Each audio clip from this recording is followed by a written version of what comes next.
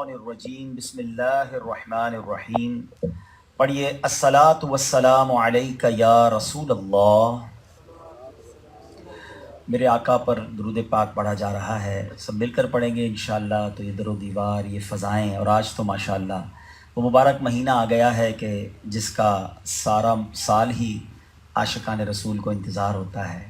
تو مل کر پڑھیں گے الصلاۃ والسلام علیک یا رسول اللہ الصلاۃ والسلام علیک یا رسول اللہ وعلی آلک واصحابک یا حبیب اللہ. وعلی آلک واصحابک یا حبیب اللہ. الصلاۃ والسلام علیک یا نبی اللہ الصلاۃ والسلام وعلی آلک واصحابک یا نور اللہ. وعلی اللہ تعالیٰ کا جتنا شکر ادا کریں وہ کم ہے کہ ایک بار پھر ہمیں یہ مبارک مہینہ نصیب ہوا.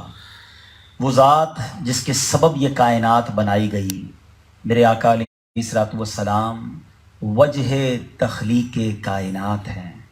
رسول اللہ صلی اللہ تعالی علیہ وسلم ہی is the reason of all creation. ان کے سبب ہی یہ کائنات بنی ہے. شاعر مشرق کیا خوب لکھتے ہیں، لوح بھی تو قلم بھی تو تیرا وجود الکتاب. لوح بھی تو قلم بھی تو تیرا وجود الکتاب. گنبدے آبگین رنگ تیرے محیط میں حجاب. عالم آب و خاک میں تیرے ظہور سے فروغ. ذرہ ریگ کو دیا تو نے طلوع آفتاب. شوکت سنجر و سلیم تیرے جلال کی نمو. فقر جنید و با یزید تیرا جمال بے نقاب. شوق تیرا اگر نہ ہو میری نماز کا امام. میرا قیام بھی حجاب میرا سجود بھی حجاب. تیری نگاہ ناز سے دونوں مراد پا گئے. عقل غیاب و جستجو عشق حضور و اضطراب. وہ دانائے سبل ختم الرسل مولائے کل جس نے غبار راہ کو بخشا فروغ وادی سینا. نگاہ عشق و مستی میں وہی اول وہی آخر وہی قرآن وہی فرقان وہی یاسین وہی طٰہٰ. سبحان اللہ. جتنا ذکر خیر کیا جائے اتنا کم ہے. تو میرے میٹھے اسلامی بھائیوں جو یہاں آج اس مبارک اجتماع میں آئے ہیں، میں ہمارے شاہد بھائی کو بہت مبارکباد بھی پیش کروں گا، بلکہ میں تو شکریہ بھی ادا کروں گا کہ ابھی چاند نظر آیا ہے اور اللہ اور اس کے رسول کے ذکر کی محفل کو سجا لیا گیا. یعنی گویا اس مہینے کی ابتدا ہی ہماری اتنی پیاری ہو رہی ہے. اللہ یہ پورا مہینہ ہمارے لیے خیر و برکت کا باعث بنا دے. ہماری مشکلوں کی آسانی کا ایک ایسا سلسلہ ہو جائے کہ روزانہ ہی ہمیں خوشخبریاں ملنا شروع ہو جائیں اور ہمارے غم دور ہوتے چلے جائیں. اور کیوں نہ ہوں جو نبی پاک علیہ الصلوۃ والسلام سے محبت کرتے ہیں، ان کا ذکر کرتے ہیں. میں درود پاک کی فضیلت پر ایک حدیث پاک بیان کرنا چاہوں گا، اور بڑی خوبصورت حدیث ہے، اور ایسا لگتا ہے کہ آج کل کے ماحول میں بڑی ریلیونٹ بھی ہے. بہت سارے پرابلم زندگی میں چل رہے ہوتے ہیں اس وقت. تو ساری دنیا ہی ایک بہت بڑے ہسٹوریکل کرائسس میں ہے. کبھی ہم نے ایسا دیکھا نہیں تھا. جو یہ کرونا وائرس کی وجہ سے معاملات چل رہے ہیں تو مشکلات اور پریشانیاں چلتی ہیں. نبی کے پاک علیہ الصلوۃ والسلام کا فرمان ہے جس کا مضمون ہے کہ تم میں سے کوئی شخص اگر کسی مصیبت میں ہو یا پریشانی میں ہو، اس کو چاہیے کہ وہ مجھ پر کثرت سے درود پڑھے، کہ درود جو ہے وہ مصیبتوں اور پریشانیوں کو لے جاتا ہے، مصیبتوں اور پریشانیوں کو دور کر دیتا ہے. تو خدارا اب تو مہینہ بھی وہ آ گیا، اس مہینے میں درود نہیں پڑھیں گے تو کب پڑھیں گے؟ تو اپنی عادت میں شامل کیجئے. چلتے پھرتے اٹھتے بیٹھتے درود پاک پڑھتے رہا کریں. انشاءاللہ آپ یقین کریں، آپ درود پاک جب ایبنڈنس کے ساتھ کثرت کے ساتھ پڑھیں گے نا تو آپ اپنی آنکھوں سے دیکھیں گے کہ آپ کا ٹینشن ریلیز ہو رہا ہے، آپ کی پرابلم سالو ہو رہی ہیں. اگر میں بہت ساری حدیثوں کا مجموعہ کر کے اس سے اگر آپ کو ایکسٹریکٹ کر کے چند مدنی پھول پیش کروں تو اس کا مطلب یہ بنتا ہے کہ اگر آپ بیمار ہیں تو درود پڑھیے، پریشان ہیں تو درود پڑھیے، قرضے میں ہیں درود پڑھیے، روزگار کی پرابلم میں ہیں درود پڑھیے، کسی ٹینشن میں ہیں درود پڑھیے، آپ کسی پریشانی میں ہیں، اپنے آپ کو برڈن میں فیل کر رہے ہیں درود پڑھیے. قبر کے وقت، موت کے وقت نبی پاک کا دیدار چاہیے درود پڑھیے. نزا کی سختیوں سے بچنا چاہتے ہیں درود پڑھیے. آپ قبر کے اندر روشنی چاہتے ہیں, نور چاہتے ہیں, درود پڑھیے. محشر کے دن پل صراط پر ثابت قدمی چاہتے ہیں, درود پڑھیے. نبی پاک کی شفاعت چاہتے ہیں, درود پڑھیے. آقا کے ساتھ جنت میں جانا چاہتے ہیں, درود پڑھیے. اور سبحان اللہ مدینے جانا چاہتے ہیں, درود پڑھیے. سرور کائنات علیہ الصلوۃ والسلام کا دیدار کرنا چاہتے ہیں, پھر بھی درود پڑھیے. یہ ساری باتیں میں نے اپنی طرف سے نہیں بلکہ میں نے بہت ساری حدیثوں کو جمع کر کے اس کا یوں سمجھے عطر آپ کے سامنے پیش کر دیا ہے. اب مجھے بتائیے بینگ اے مسلم ہمیں جو چاہیے وہ ساری باتیں تو میں نے بیان کر دی. روزگار میں برکت چاہیے, فیملی میں برکت چاہیے, بیماری سے بچنا چاہتے ہیں, دنیا میں ذلت و رسوائی سے بچنا چاہتے ہیں, آخرت کی خیر چاہتے ہیں, یعنی جو کچھ آپ چاہتے ہیں احادیث میں ایک ایک کر کے وہ سارے انعام بیان کیے میرے آقا علیہ الصلوۃ والسلام نے درود پاک کے فضائل میں, پھر بھی ہم نہ پڑھیں. افسوس یہ ہوتا ہے اتنے فضائل مگر پھر بھی بہت بڑی تعداد وہ ہے. آج محفل میں آئے تو شاید کچھ درود پڑھ لیں گے, لیکن اگر میں سوال کروں یہاں موجود میرے بھائیوں سے بھی, سوشل میڈیا پر بھی یہ بیان لائیو جا رہا ہے اور جو بعد میں مدنی چینل پر یہ پروگرام دیکھیں, کہ بتائیے آج کے دن میں صبح سے لے کر شام تک کتنی بار آپ نے درود پڑھا ہے؟ تو ہم بہت کم درود پڑھتے ہیں. ہمارے پاس بہت ساری چیزوں کے لیے ٹائم ہے, ہمارا موبائل فون ہمارے گھنٹوں لے جاتا ہے, مگر ہماری زبان پر ذکر و درود بہت کم آتا ہے. تو خدارا اپنے وقت کو قیمتی بنائیے. یہ بھی ایک عجیب وہ جو فارمیلٹی والا جملہ ہے نا کہ کسی کو ہم محفل میں بلاتے ہیں, اجتماع میں بلاتے ہیں, ہو سکتا ہے آج بھی شاہد بھائی نے کسی کو کہا ہو کہ جناب اپنے قیمتی وقت میں سے وقت نکال کر ذرا آئیے گا. سچی بات یہ ہے کہ میرا اور آپ کا وقت قیمتی ہی جب ہوتا ہے جب ہمارا وقت اللہ اور اس کے رسول کے ذکر میں صرف ہوتا ہے. ایکچولی ہم اپنے وقت کو قیمتی اب بنا رہے ہیں, یہ وقت گزر رہا ہے نا, یہی قیمتی وقت ہے. اللہ ایسا وقت ہمیں بار بار نصیب فرمائے اور ہم اپنے شب و روز میں درود پاک کو شامل کریں. ایک بار محبت کے ساتھ بآواز بلند درود پاک پڑھ لیں. صلو علی الحبیب صلی اللہ تعالی علی محمد صلی اللہ علیہ وسلم. اب انشاءاللہ آج نبی پاک علیہ الصلوۃ والسلام کی نعت خوانی, مجھ سے پہلے ماشاءاللہ زمزم بھائی بھی نعت پڑھ رہے تھے اور بھی نعت خواہ نعتیں پڑھ رہے تھے, اور اب تو انشاءاللہ نعتیں سنتے ہی رہیں گے انشاءاللہ. یہ مہینہ تو ہے ہی نعت خوانی کا. لیکن بعض اوقات یہ سوال ہو سکتا ہے کسی کے ذہن میں ہو کہ یہ نعت خوانی کا سلسلہ کہاں سے شروع ہوا. نبی پاک علیہ الصلوۃ والسلام کی ثنا خوانی جو ہے, اللہ اکبر, وہ تو میں آپ کو بعد میں بتاؤں گا کہ نعت خوانی کہاں سے شروع ہوئی. پہلے تو بات کرتے ہیں قرآن مجید فرقان حمید کی.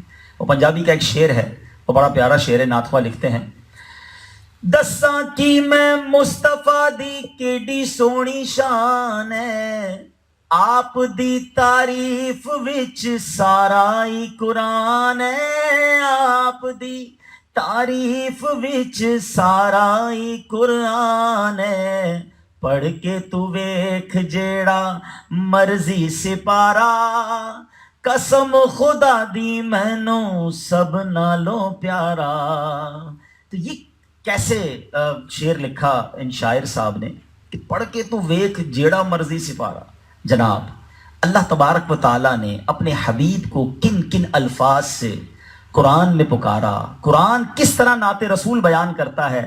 میں چند مثالیں پیش کر کے پھر انشاءاللہ گفتگو کو آگے بڑھاتا ہوں. اللہ تبارک و تعالیٰ قرآن مجید میں ارشاد فرماتا ہے, نبی پاک کی گفتگو کی, مبارک گفتگو کی قسم یاد فرماتا ہے. اللہ فرماتا ہے وَقِيلِهِ يَا رَبِّ إِنَّ هَٰؤُلَاءِ قَوْمٌ لَا يُؤْمِنُونَ.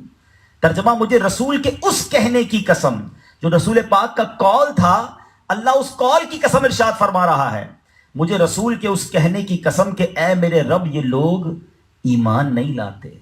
اللہ پاک نے اپنے محبوب پاک علیہ الصلوۃ والسلام کی عمر مبارک کی بھی قسم کھائی. اللہ نے قرآن میں فرمایا لعمرک انہم لفی سکرتہم یعمہون. ترجمہ, اے محبوب تمہاری جان کی قسم, بے شک وہ اپنے نشے میں بھٹک رہے ہیں. اللہ نبی پاک کی قول کی بھی قسم ارشاد فرما رہا ہے, اللہ نبی پاک کی عمر مبارک کی بھی قسم ارشاد فرما رہا ہے.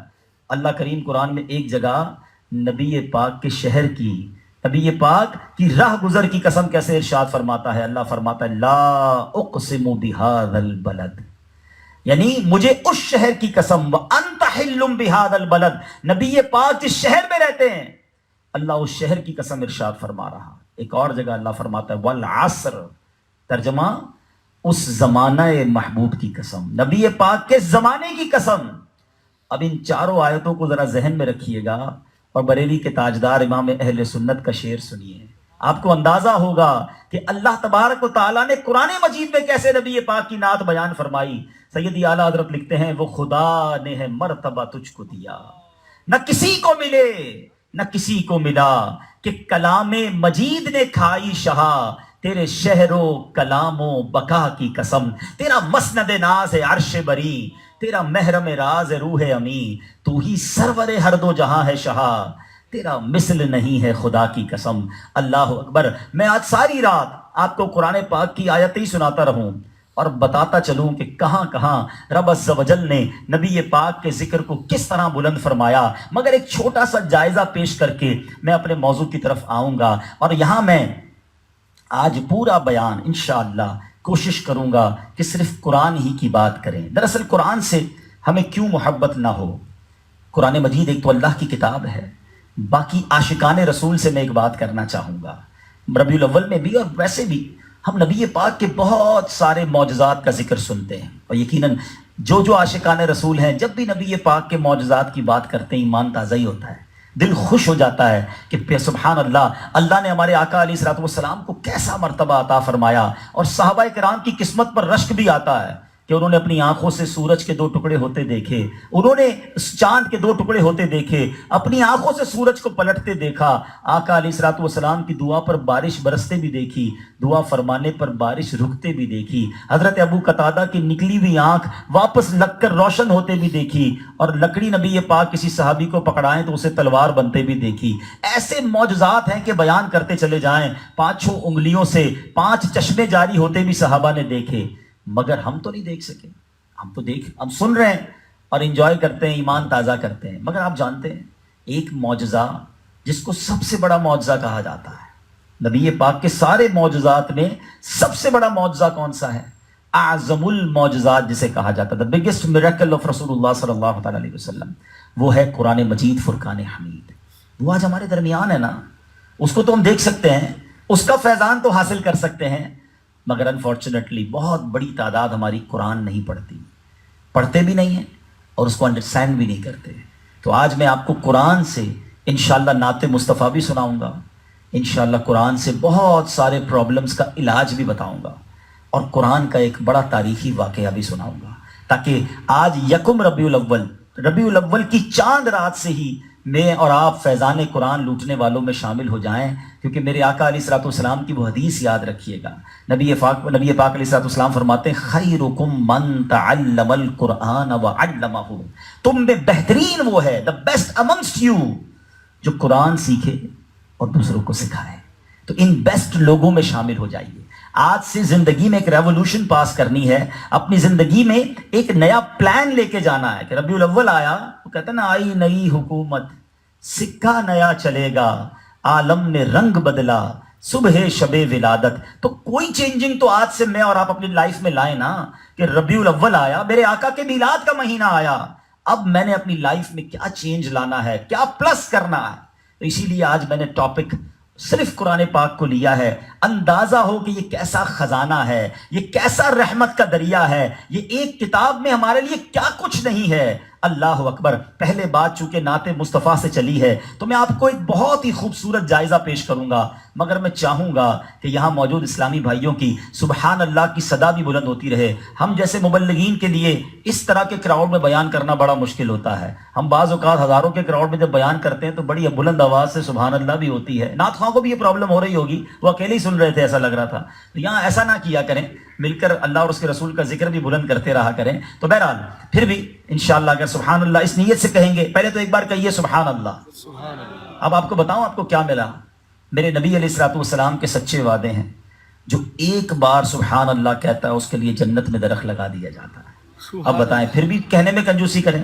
ٹھیک ہے، آپ ذرا سنیے گا، میں قرآن کی آیتوں کے بارے میں آپ کو بتانے جا رہا ہوں کہ اللہ تعالیٰ نے اپنے حبیب علیہ الصلوۃ والسلام کی نعت اور اپنے حبیب کا ذکر قرآن میں کس کس طرح کیا۔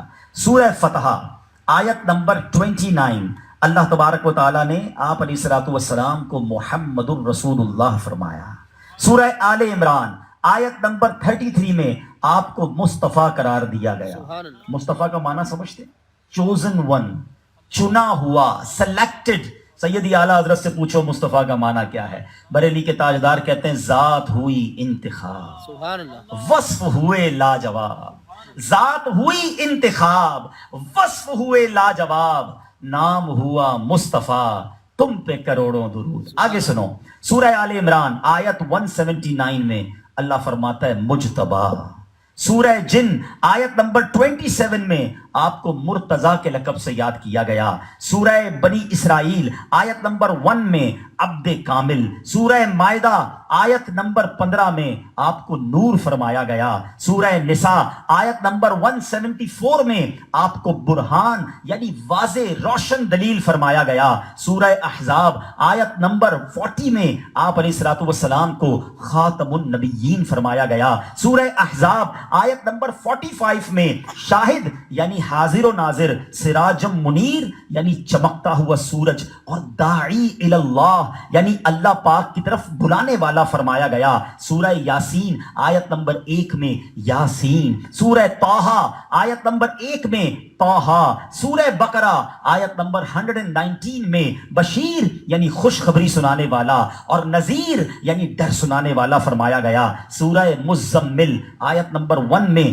آپ کو مزمل. سورہ مدثر آیت نمبر 1 میں مدثر فرمایا. سورہ آل عمران میں آیت نمبر 164 میں اللہ پاک نے آپ کو مومنوں پر اپنا احسان قرار دیا. سورہ انبیاء آیت نمبر 160 میں آپ علیہ الصلوۃ والسلام کو تمام عالمین کے لیے رحمت قرار دیا. سورہ قلم آیت نمبر 4 میں آپ کو صاحب خلق عظیم فرمایا. سورہ بنی اسرائیل کی آیت نمبر 1 میں اللہ نے آپ کو صاحب معراج فرمایا. سورہ بقرہ آیت نمبر 33 میں دعائے ابراہیمی فرمایا. سورہ کوثر کی آیت نمبر 1 میں صاحب کوثر. تو سورہ بنی اسرائیل بھی نمبر 79 میں صاحب مقام محمود فرمایا. اللہ اکبر. آیتوں سے ملاتا رہا آیتیں، پھر جو دیکھا تو نعت نبی بن گئی. یا محمد محمد میں کہتا رہا، نور کے موتیوں کی لڑی بن گئی. اللہ اکبر. جبھی تو سیدی اعلیٰ حضرت کہتے ہیں سرتابہ قدم ہے تنے سلطان زمن پھول، لب پھول بدن پھول، سکن پھول دہن پھول. سبحان اللہ. ایک اور جگہ کہتے ہیں نا اللہ کی سرتابہ قدم شان ہے، یہ انسان نہیں انسان، وہ انسان ہے یہ.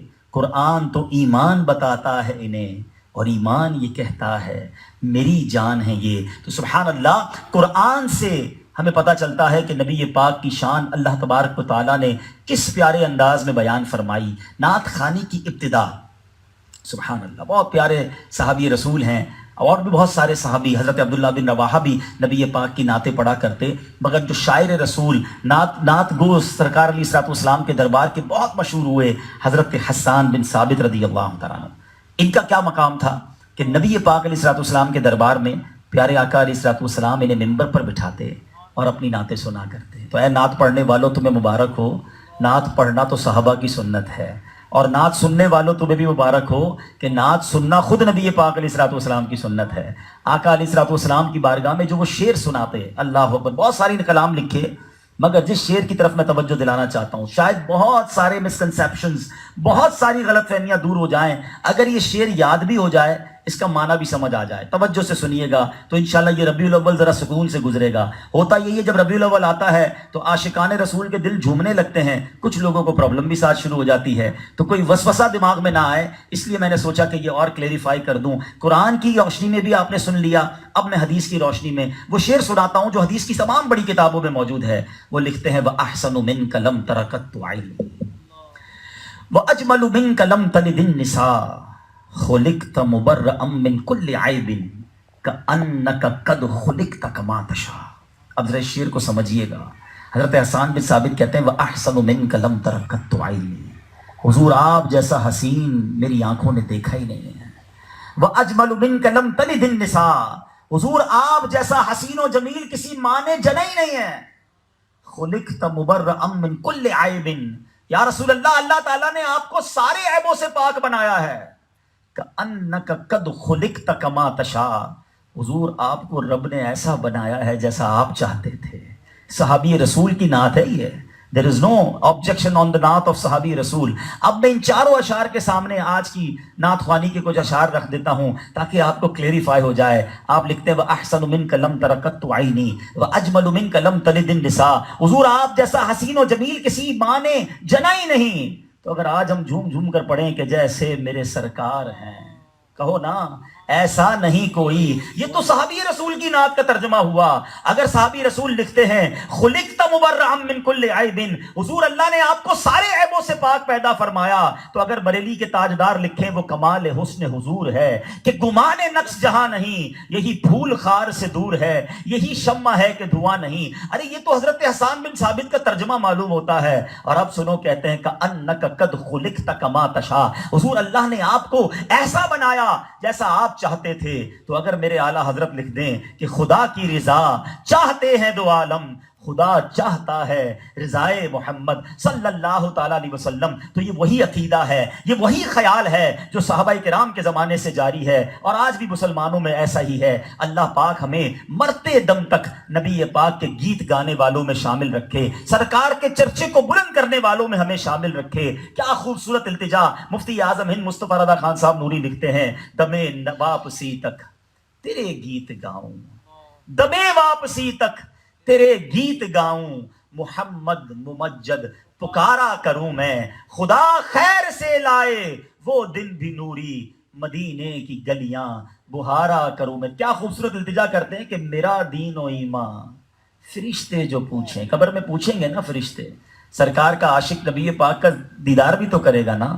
یہ عشق والی بات ہے کہ میرا دین و ایمان فرشتے جو پوچھیں آقا تمہاری ہی جانب اشارہ کروں میں. سبحان اللہ. تو یہ چند باتیں میں نے نعت خوانی کے حوالے سے اور قرآن سے شان مصطفیٰ صلی اللہ تعالیٰ علیہ وسلم کے بارے میں عرض کی. اب میں اپنے بیان کے دوسرے پارٹ کی طرف آتا ہوں. آج میں آپ کو قرآن پاک کا ایک بڑا ہسٹوریکل واقعہ، کچھ واقعات وہ ہیں جو ہو چکے، مگر کچھ واقعات وہ ہیں جو ہونے ہیں. قرب قیامت سے پہلے کچھ قیامت کی نشانیاں آنی ہیں جن کو signs of day of judgment بھی کہا جاتا ہے. کچھ لوگ اس حوالے سے بھی کنفیوز رہتے ہیں یا کنفیوز کرنے والے کرتے ہیں کہ نبی پاک علیہ الصلوۃ والسلام کو علم غیب تھا یا نہیں. ہم سب عاشقان رسول کا ماننا یہ ہے کہ اللہ کے بتائے سے، اس بات کو یاد رکھیے گا، کوئی کنفیوژن نہیں ہے. اللہ تعالیٰ نے جتنا اپنے حبیب کو علم دیا، اللہ نے دیا نا، تو اللہ کے بتائے سے نبی پاک علیہ الصلوۃ والسلام کے پاس علم غیب تھا اور ہے. اچھا، اب اس کی بہت آسان مثال، بہت سارے کلیریفائی ہو جائیں گے کہ قیامت کی نشانیاں کیا ہیں. یہ تو ہوا نہیں ہے نا، تو سب ہوگا. قیامت سے پہلے کی نشانیاں کیا قرآن میں ہیں یا حدیث میں ہیں؟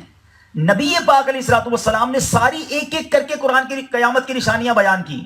تو یہ سارا علم غیبی تو ہے. یہ کہاں سے پتا چلا؟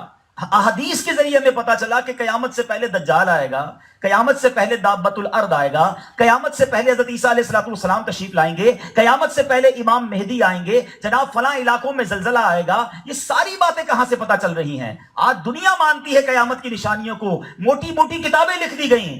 تو سارا علم غیبی تو ہے. نبی پاک نے آنے والی خبریں دی ہیں. تو بہت خوبصورت شاعر نے بات لکھی کہ جو ہو چکا ہے، جو ہوگا حضور جانتے ہیں. تو آج میں قرآن اور حدیث سے ایک ایسا واقعہ جو کہ ہونا ہے، اور وہ ہے یاجوج ماجوج کا خروج. یہ قیامت سے پہلے ہوگا. حضرت ذوالقرنین کی پہلے بات کرتے ہیں. دنیا میں 4 لوگ ایسے گزرے ہیں جنہوں نے پوری دنیا پر حکومت کی ہے. ٹھیک ہے، اس میں 2 تھے کافر اور 2 تھے ایمان والے. جو ایمان والے تھے ان میں ایک حضرت سلیمان علیہ السلام، اللہ کے نبی جن کی پوری دنیا پر حکومت رہی، اور ایک حضرت ذوالقرنین. حضرت ذوالقرنین یہ اللہ کے نبی نہیں تھے، مگر یہ اللہ کے ولی تھے اور بہت بڑے بزرگ تھے. آپ نے پوری دنیا کا ٹریول کیا. آپ کی زندگی میں جو 3 سفر ہیں وہ سارا سورہ کہف کو اگر پڑھیں، اتنی امیزنگ صورت ہے قرآن پاک کی. ویسے تو ہر صورت کو پڑھنا ہے، اس کی ٹرانسلیشن پڑھیں، اس کی تفسیر پڑھیں، مگر سورہ کہف میں 3 بڑے خوبصورت واقعات، اور تینوں ہی تاریخی واقعات ہیں ہوئی. اور کیسے کیسے واقعات ہوئے. اور تیسرا واقعہ خود سورہ کہف جس نام پر ہے، یعنی غار والوں کا واقعہ، اصحاب کہف کا واقعہ. ایک صورت کے اندر اتنے ہسٹوریکل ایونٹس ہیں. انفارچونیٹلی ہمیں نہیں پتا ہوتا، ہمارے بچوں کو نہیں پتا ہوتا کہ اللہ کے کلام میں کیا کیا موجود ہے۔ میں یہ واقعہ لے کر جو آیا ہوں اس کی وجہ بھی بیان کروں گا کہ میں کیوں آپ کو قرآن کا ایک واقعہ بھی آج سنانا چاہتا ہوں۔ بہرحال سورہ کہف میں یہ واقعہ ہے، اور حضرت ذوالقرنین رضی اللہ تعالیٰ عنہ نے دنیا کے ٹریول کیے۔ پہلے آپ گئے ایسٹ کی طرف، اور اتنا آگے چلے گئے کہ آپ نے بالکل ایسا فیل ہوتا تھا کہ سورج پانی کے اندر سے نکل رہا ہے۔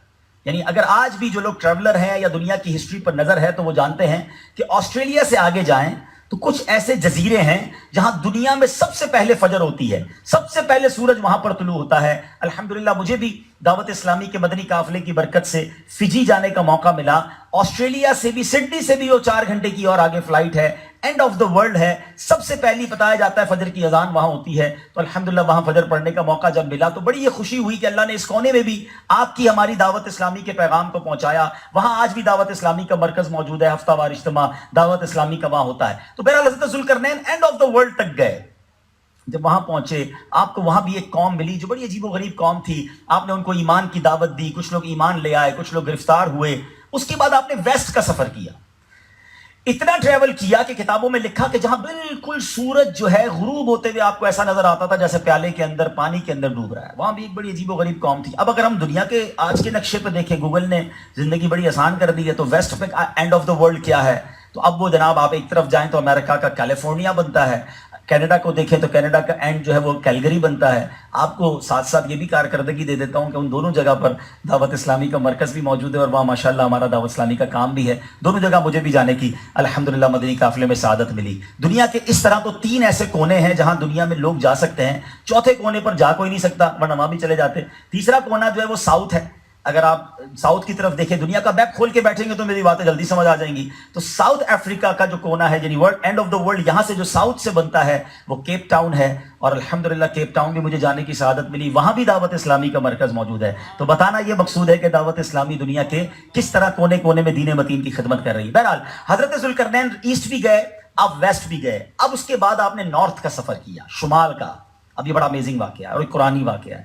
اب جب شمال میں گئے تو وہاں بھی آپ کو ایک قوم ملی، اور اس قوم کی باتیں آپ کو سمجھ نہیں آ رہی تھی، ان کی زبان کوئی اور تھی۔ بہرحال انہوں نے اشاروں میں آپ کو بتایا کہ حضور ایک قوم ہے اور جس کے بڑے ظلم ہیں ہم پر، اور اس قوم کو جو ہے وہ ہمیں بچائیے اس قوم سے۔ تو آپ نے جب اس قوم کے بارے میں معلوم کیا تو پتہ چلا وہ قوم جب آتی ہے تو سب جانور، بچھو، کیڑے مکوڑے، ان کی فصلیں سب کھا جاتی ہے، اور وہ تھے یاجوج ماجوج۔ تو آپ نے کہا کہ اچھا پھر میری ہیلپ یہ کرو کہ میرے ساتھ مل کر ایک دیوار بناؤ۔ اب ایک ایسی ہسٹوریکل وال بنائی گئی ہے، اور یہ اللہ کی شان ہے کہ یہ دنیا میں ایگزسٹ کرتی ہے وال، یہ دیوار بھی ہے، اور یاجوج ماجوج بھی اس وقت اس دنیا میں ہیں۔ ٹھیک ہے، اب یہ کہاں ہے، اللہ نے ہماری نظروں سے کیسے چھپایا ہے، یہ اللہ کی قدرت ہے۔ بہرحال حضرت ذوالقرنین نے وہ دیوار بنائی، اور اس دیوار کے بارے میں تفسیر قرآن میں لکھا کہ اس میں لوہا بھی ڈالا گیا، لکڑی بھی ڈالی گئی، اور جناب آگ جلا کر اس کو اتنا کانکریٹ کر دیا گیا، اور وہ آسمان بہت اونچی بلند کی گئی پہاڑوں کے درمیان۔ اس کو سد سکندری کہا جاتا ہے، ٹھیک ہے، وال آف حضرت ذوالقرنین۔ اچھا، اب یہ وال تو بلند کر دی گئی۔ اب نبی پاک علیہ الصلوۃ والسلام فرماتے ہیں، حدیث پاک کا مضمون ہے کہ روزانہ جو یاجوج ماجوج ہیں اس دیوار کو توڑ رہے ہیں، اور وہ دیوار ٹوٹنے کے قریب ہو جاتی ہے، اور ان میں کا ایک شخص کہتا ہے کہ اب باقی کل توڑیں گے۔ جب وہ دوسرے دن آتے ہیں تو اللہ کے حکم سے وہ دیوار پوری بھی ہو جاتی ہے، اور پہلے کی سے زیادہ مضبوط بھی ہو جاتی ہے۔ نبی پاک علیہ الصلوۃ والسلام فرماتے ہیں کہ قیامت سے پہلے ایک دن آئے گا کہ جب اللہ کا حکم ہوگا کہ ان کا خروج ہونا ہے، ان کو باہر آنا ہے، تو پھر اس دیوار کو توڑنے والا شخص آخر میں کہے گا کہ انشاءاللہ کل توڑیں گے۔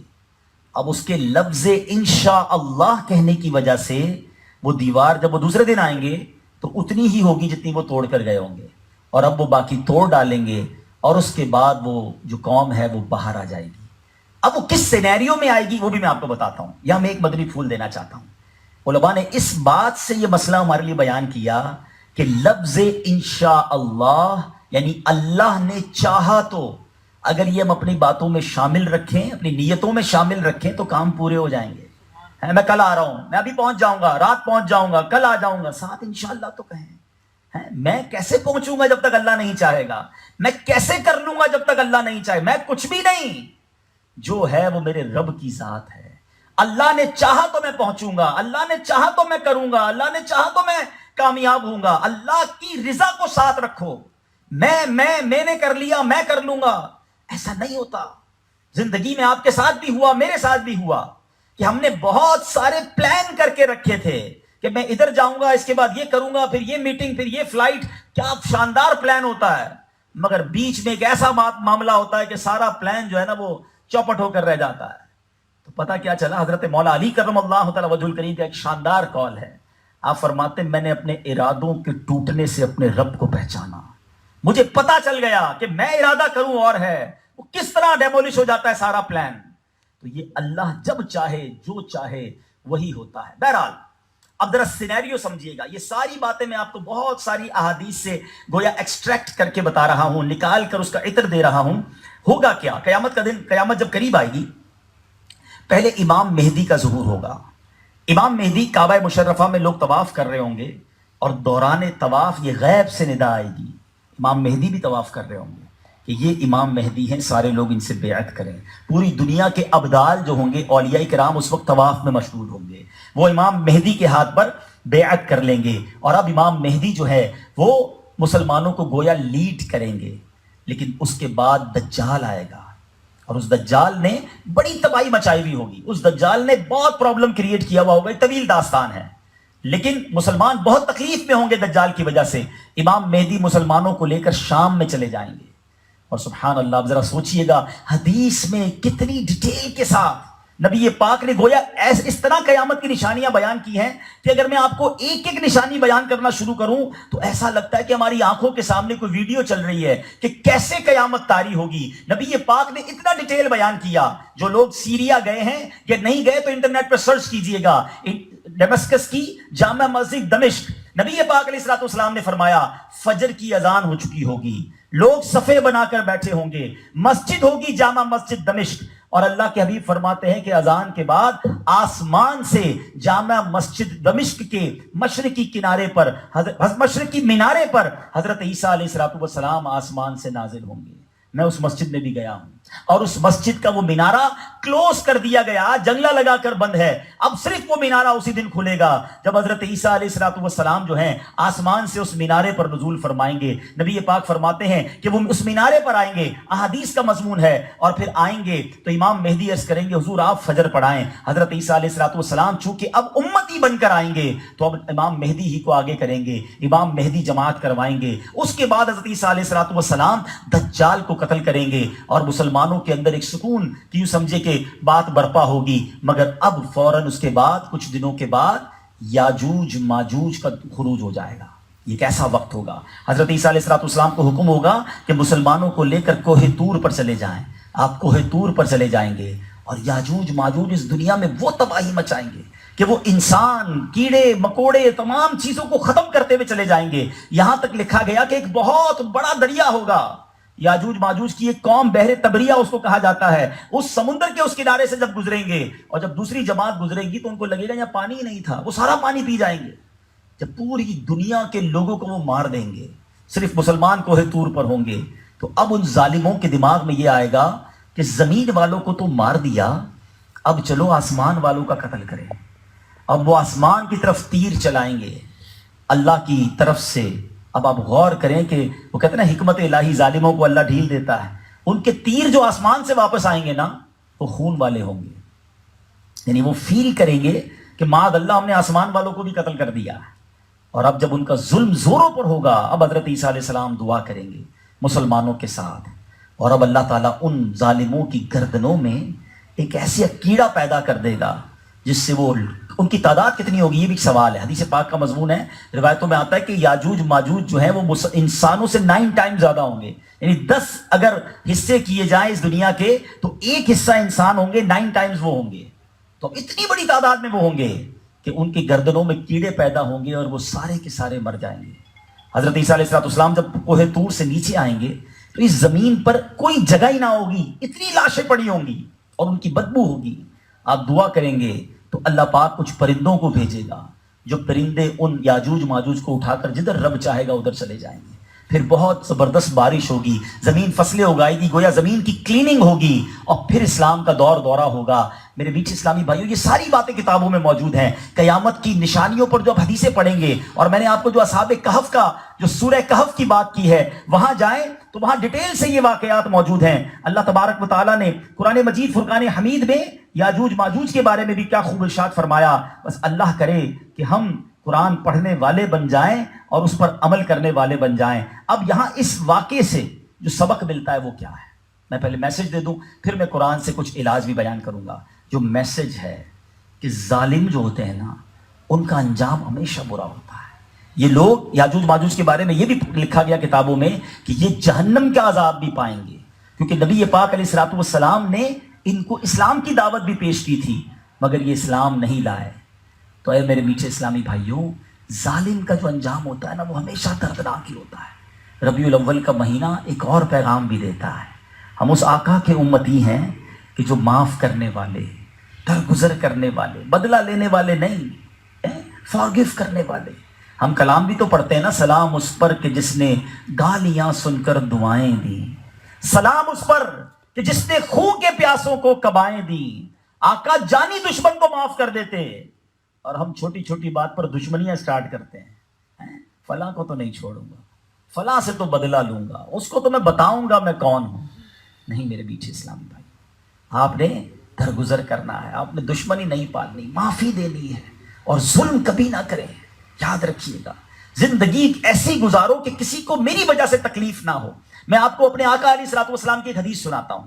اللہ کے حبیب علیہ الصلوۃ والسلام فرماتے، من آذا مسلمن فقط آذانی، جس نے کسی مسلمان کو تکلیف دی، نبی پاک فرماتے اس نے مجھے تکلیف دی۔ اب یہاں یہ شرط نہیں ہے کہ میں اپنے رشتہ دار کو تکلیف نہ دوں، باقی اپنے ملازم کو جتنی چاہے تکلیف دوں، اپنی ماں کو تکلیف نہ دوں، اپنی بیوی کو چاہے جتنی تکلیف دے دوں، نہیں، اپنے گھر والوں کو تکلیف نہ دوں، سسرال والوں کا بے شک بیڑا غرق کر دوں۔ تمام مسلمانوں کے لیے فرمایا، من آذا مسلمن مطلقاً، تمام مسلمانوں میں سے کسی کو تکلیف نہیں دینی۔ کیوں؟ کہ جس نے کسی مسلمان کو تکلیف دی، فقط آذانی، اس نے مجھے تکلیف دی۔ اور آگے سنو، ومن آذانی فقط آذ اللہ، جس نے مجھے تکلیف دی وہ ایسا ہے اس نے گویا اللہ کو تکلیف دی۔ یہ بات کدھر تک جاتی ہے؟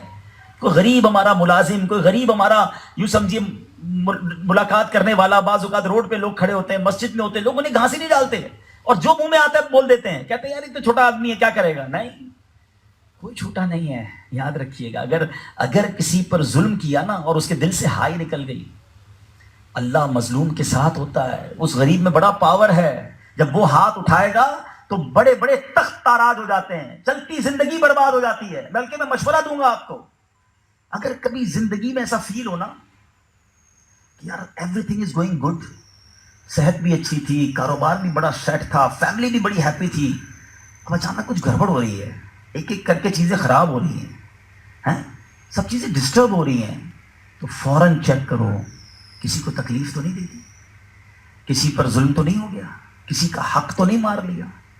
ہاں یاد رکھنا، اگر ہائے لگی ہوئی ہے نا تو ایک ایک کر کے سب چیزیں چلی جائیں گی۔ دعائیں لو، ہائے نہ لو۔ ہاں زندگی ایسی گزارو کہ لوگ آپ کے پیچھے ہاتھ اٹھا کر دعا کریں۔ زندگی اس چیز کا نام نہیں ہے کہ میں کپڑے کتنے شاندار پہنتا ہوں، گھر کتنا اچھا، یا گاڑی کتنی قیمتی ہے۔ زندگی اس کی شاندار ہے کہ جب اس کا نام لو تو چہرے پہ مسکراہٹ آتی ہے کہ نہیں، اس کے لیے ہاتھ اٹھتے ہیں دعا کے لیے نہیں۔ یہ زندگی گزارو۔ بڑی پیاری بات کہتے ہیں نا کہنے والے کہ جس کے پیدا ہونے پر دنیا میں آنے میں اثر ہوتا ہے نا دنیا پر، پھر اس کے جانے پر اثر بھی ہوتا ہے۔ لوگ یاد کرتے ہیں کہ یار کچھ کر کے گیا ہے۔ کچھ لوگ ایسے بھی ہوتے ہیں دنیا سے جاتے ہوں گے تو لوگ کہتے ہوں گے چلو بھائی جان چھوٹی، بھائی بڑا تکلیف دیتا تھا، ہر وقت دیکھو ڈانٹتا ہی رہتا تھا، لڑتا ہی رہتا تھا، رو بھی جماتا تھا، غرور ہی کرتا تھا۔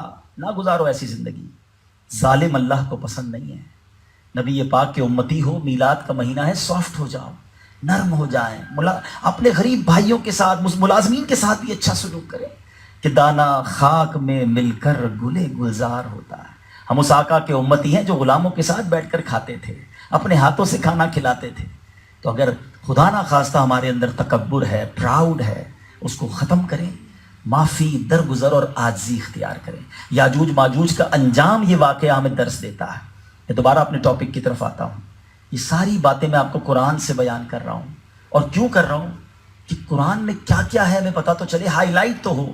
کتنے ہم میں سے ایسے جن کو یہ واقعات پتہ ہیں، کتنے ہیں جنہوں نے قرآن میں یہ سب پڑھا ہے، اور میں تو صرف ایک واقعہ بیان کیا ہے. ایسے کتنے واقعات قرآن میں موجود ہیں. ہمارے بچوں کو اسٹوریز پڑھنے کا شوق ہے، پتہ نہیں کیا کیا انٹرنیٹ پر دیکھتے پڑھتے رہتے ہیں.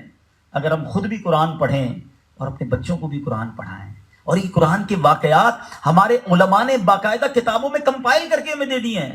پوری کتابیں ہیں، عجائب القرآن، غرائب القرآن. میں مشورہ دوں گا آپ کو، یہ کتاب خرید لیں یا دعوت اسلامی .net سے ڈاؤن لوڈ کر لیں. اس کا انگلش ورژن بھی آ گیا ہے. قرآنی واقعات پڑھیں نا. ربیع الاول کے مہینے میں تو قرآن پڑھیں کہ اللہ کے حبیب سے ہمیں پیار ہے. ان کا سب سے بڑا معجزہ قرآن ہے، اور قرآن ہم انشاءاللہ ان کے ایصال ثواب کے لیے پڑھیں تو بہترین طریقہ ہے میلاد منانے کا کہ میں نبی پاک کا میلاد آیا، اب روز قرآن پڑھوں گا، آقا کی بارگاہ میں قرآن پڑھ کے ثواب کا تحفہ پہنچاؤں گا. سبحان اللہ. کیونکہ قرآن بھی تو میلاد ہے، قرآن بھی تو نعت مصطفیٰ ہے، جو میں نے آپ کو شروع میں بتایا. تو نیت کرتے ہیں انشاءاللہ روزانہ قرآن پڑھیں گے انشاءاللہ. اور آپ کے لیے بڑا آسان کر دیا دعوت اسلامی نے. بہت سارے لوگ یہاں بیٹھے ہیں، بڑے بڑے مل اونرز ہیں، اور آپ کی بڑی بیزی لائف ہے. ویسے تو جتنی بھی بیزی لائف ہو، قرآن کے لیے ٹائم ہونا چاہیے. مسلمان بغیر قرآن کے کیسا؟ اور میں نہیں کہہ رہا، حدیث پاک سناتا ہوں. اللہ کے حبیب علیہ الصلوۃ والسلام فرماتے ہیں جس کا مضمون ہے وہ دل ویران ہے جس میں کچھ قرآن نہیں ہے. اپنے بارے میں غور کیجئے، میرے دل میں کتنا قرآن ہے. اگر قرآن نہیں ہے نا تو وہ دل ویران ہے. نور قرآن سے اپنے دل کو منور کر لو. یہ بات میں نے کئی بیانات میں کہی ہے، چونکہ یہاں بھی بڑے ایسے لوگ بیٹھے ہیں جو بہت زیادہ ٹیکنالوجی کے ساتھ لائف گزارتے ہیں. ہم سب کے پاس اسمارٹ فون ہیں، ہم بہت سارے سافٹ ویئرز یوز کرتے ہیں، ڈیلی کئی سافٹ ویئر یوز کرتے ہیں. لیکن آپ کو پتہ ہے یہ جتنے سافٹ ویئرز ہیں نا جو ہم روز کئی بار آن لائن کرتے ہیں.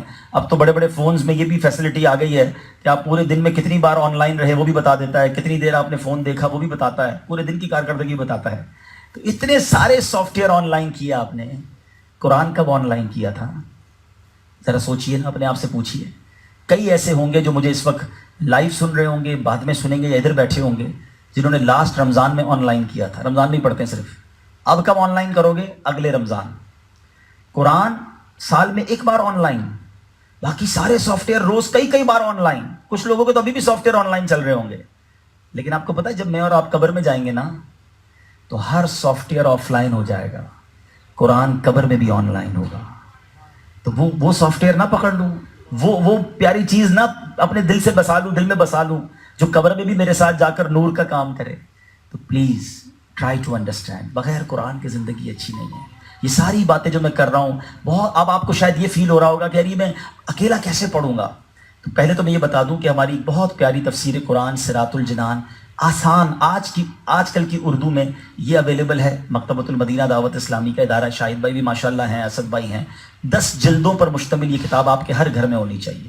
اچھا، یہ کتاب ہم نے دعوت اسلامی .net ہماری ویب سائٹ پر free of charge download پہ رکھ دی ہے، آپ فری ڈاؤن لوڈ کر لیں.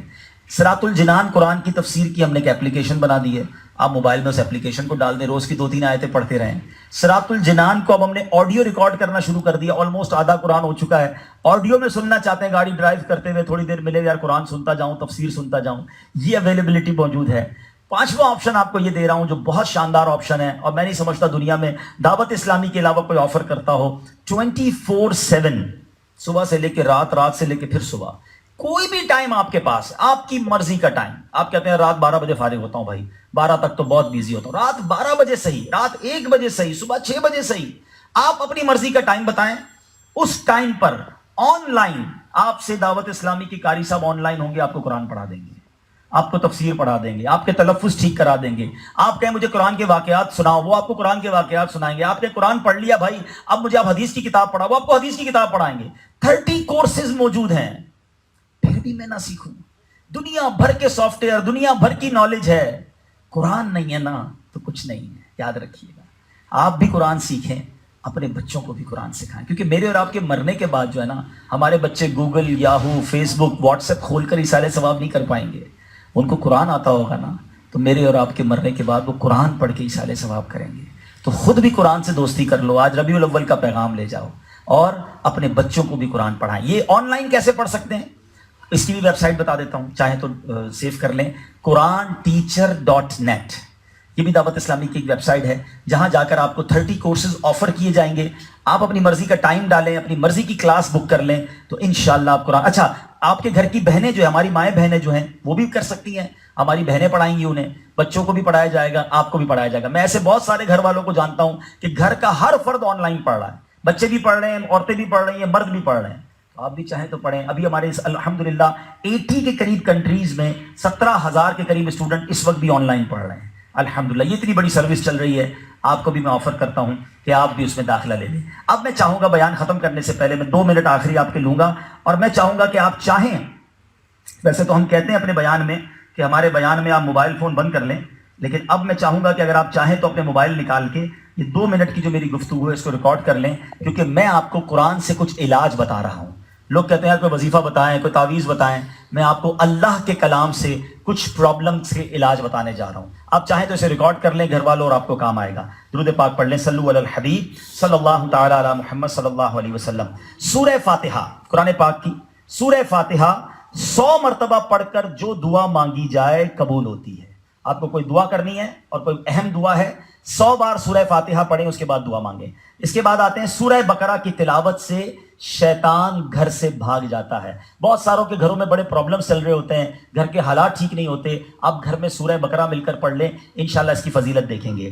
آیت الکرسی پڑھنے سے محتاجی دور ہوتی ہے. سورہ کہف کو ہمیشہ پڑھنے والا دجال کے فتنوں سے محفوظ رہے گا, اور والدین کی قبر پر ہر جمعہ سورہ یاسین کی تلاوت کرنے سے اس کے حروف کی تعداد کے برابر ان کے گناہ بخش دیے جاتے ہیں. ہر جمعے والدین کی قبر پر جائیں, سورہ یاسین پڑھیں. سورہ دخان بڑی کمال کی سورت ہے, سورہ الدخان, یہ پڑھنے سے مشکل دور ہوتی ہے. کسی پرابلم میں ہے, سورہ دخان پڑھیں. آگے چلتے ہیں. کسی کی جو قریب المرگ ہو, بعض اوقات کسی پر سکرات کا عالم ہوتا ہے, لاسٹ بریتھ چل رہی ہوتی ہیں, تو اس کے پاس جا کر سورہ جاسیہ پڑھ کر دم کریں, انشاءاللہ خاتمہ بالخیر ہوگا. سورہ حجرات کا پڑھنا اور دم کر کے پینا گھر میں خیر و برکت کے لیے مفید ہے. سورہ قاف, اگر آپ میں سے کوئی پھلوں والے ہیں, جن کی کھیتی باڑی ہے یا زمینداری ہے, ذرا غور سے سن لیں. سورہ قاف یہ پڑھنے سے باغ کے پھلوں میں کثرت ہوتی ہے. سورہ رحمان, سبحان اللہ, 11 بار پڑھنے سے تمام مقاصد پورے ہوتے ہیں. سورہ واقعہ جو شخص روزانہ پڑھے اسے کبھی فاقہ نہ ہوگا. سورہ واقعہ کی عادت ڈال لیں. سورہ ملک, سبحان اللہ, ہر رات سورہ ملک پڑھنے والا عذاب قبر سے محفوظ رہے گا. سورہ مزمل کو 11 بار پڑھنے سے ہر مشکل آسان ہوتی ہے. سورہ مدثر کو پڑھ کر, اگر ایسے بچے ہیں آپ کے گھر میں جو حافظ قرآن بن رہے ہیں یا آپ حفظ قرآن کرنا چاہتے ہیں, تو سورہ مدثر کو پڑھ کر حفظ قرآن کی دعا مانگی جائے تو قرآن کریم کا یاد کرنا آسان ہو جاتا ہے. سبحان اللہ. سورہ نازعات پڑھنے سے جاں کنی کی تکلیف نہیں ہوگی. سورہ دحا پڑھنے سے بھاگا ہوا آدمی واپس آ جائے گا. سورہ علم نشرح, جب آپ ٹریول پر جائیں یا آپ کا مال کسی کنٹری میں جا رہا ہے, شہر میں جا رہا ہے, تو سورہ علم نشرح کو جس مال پر پڑھ دیا جائے اس میں خوب برکت ہوگی. سورہ والتین, سورہ تین جو ہے 3 مرتبہ پڑھنے سے اخلاق اور کردار بہترین ہوتے ہیں. سورہ علق, میرے بزرگ بیٹھے ہیں جوڑوں میں جن کے درد ہے, سورہ علق جو ہے اس کو پڑھ لیں تو جوڑوں کے درد کا اس میں علاج ہے. سورہ قدر, انا انزلناہ فی لیلۃ القدر, جو صبح و شام پڑھے اللہ عز و جل اس کی عزت بڑھا دے گا. سورہ بینہ, برس اور یرقان کا اس میں علاج ہے. سورہ زلزال جو پڑھے 1/4 قرآن کے برابر ہے. جس آدمی یا جانور کو نظر لگ گئی ہو اس پر سورہ عادیات کا دم مفید ہے. سورہ قاریہ پڑھنے سے بلاؤں سے حفاظت رہتی ہے. اگر میرا بھائی کوئی قرض میں ہے تو سنیے, سورہ تکاثر, الہاکم التکاثر جو ہے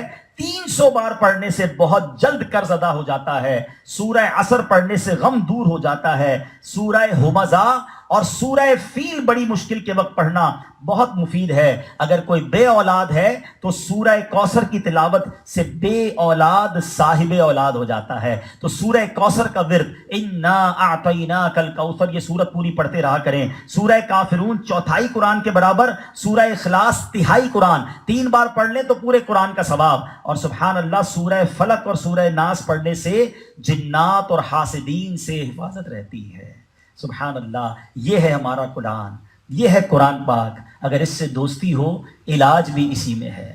اس کو پڑھیں تو معلومات بھی اسی میں ہے, ہدایت بھی اسی میں ہے. تو بہرحال میرے بیچ اسلامی بھائیوں، یہی آج کا پیغام ہے کہ ہم قرآن سے دوستی کر لیں، روز قرآن پڑھیں اور اس کو سمجھنے والے بن جائیں. اور آخری بات، میلاد کا مہینہ آ گیا نا، نبی پاک کا برتھ ڈے ہے، ٹھیک ہے؟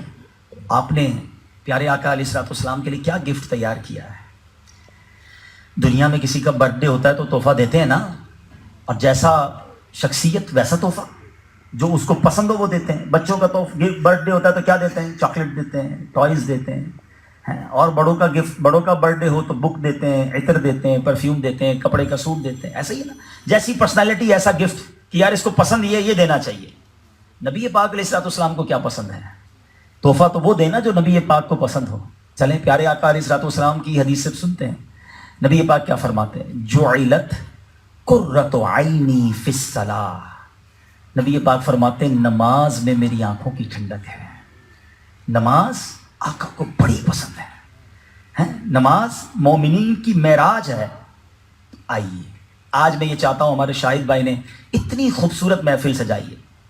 یہ محفل جو ہے نا، یہ میری اور آپ کی لائف میں تبدیلی کا باعث بن جائے. تھوڑی پنجابی وچ کہتے ہیں نا، اس بار میلاد تھوڑا وکھرا بناتے ہیں نا. گھر تو سجائیں، ضرور سجائیں، لائٹیں لگائیں، جھنڈے لگائیں. یہ بڑی عشق والی باتیں اور یہ نبی پاک سے محبت کا ایک اظہار ہے. لوگ بچوں کی شادی میں گھر سجاتے ہیں، پرابلم نہیں ہوتی کسی کو. نبی پاک کے میلاد میں سجائیں تو پرابلم شروع ہو جاتی ہے. بہرحال ان کو چھوڑیں، آپ اپنا گھر سجائیں، یہ محبت کا اظہار ضرور کریں. لیکن صرف گھر سجانا، صرف پرچم لگانا کیوں؟ میں اپنے آپ کو بھی نہ سجاؤں؟ میں نمازی بن کے میلاد بناؤں نا، میں سچ بول کر میلاد بناؤں، میں حرام کام چھوڑ کر میلاد بناؤں، میں نبی پاک کا سچا غلام بن کر میلاد بناؤں. سبحان اللہ. جب میرے کردار میں پیارے آقا علیہ الصلوۃ والسلام کی سنتیں آ جائیں گی تو پھر سوچے نا کہ سرور کائنات کی کیسے نگاہ کرم ہوگی. تو جتنے بھائی یہاں بیٹھے ایک نیت کر کے جانا ہے آج کہ آج کے بعد ہماری کوئی نماز قضا نہیں ہوگی. انشاءاللہ. ایسا نہیں، نعرہ لگائیں ذرا بلند آواز سے، آج کے بعد ہماری کوئی نماز قضا نہیں ہوگی انشاءاللہ. بس نماز اور قرآن، اس کو تھام لیں، آپ اپنی زندگی میں فرق محسوس کریں گے. تو آج 3 پیغام دیے میں نے، درود پاک، نماز اور قرآن. اللہ پاک مجھے بھی عمل کی توفیق دے، آپ کو بھی نصیب فرمائے. اور یہی دعوت اسلامی کا انداز ہے، یہی دعوت اسلامی کا پیغام ہے. آپ اس طرح کے بیانات سننے کے لیے مدنی چینل دیکھتے رہیں. مدنی چینل کے ذریعے آپ کو بہت کچھ سیکھنے کو ملے گا. اور اسی طرح آپ جو ہے دعوت اسلامی کا جو اجتماع ماشاءاللہ یہاں ہمارے قریبی جوہر ٹاؤن ہے، وہاں فیضان مدینہ میں ایوری تھرسڈے ہوتا ہے. اور آج کل تو ماشاءاللہ مدنی مذاکروں کا سلسلہ ہے. میرے پیر و مرشد امیر اہل سنت روزانہ 12 دن تک کنٹینیو رات کو مدنی مذاکرہ فرمائیں گے مدنی چینل پر. تو آپ وہ بھی دیکھیں تو انشاءاللہ اس سے بھی بہت ساری برکتیں حاصل ہوں گی. اللہ تعالی ہم سب کو عمل کرنے کی توفیق عطا فرمائے. آمین بجاہ النبی الامین صلی اللہ تعالی علیہ وسلم. صلو علی الحبیب صلی اللہ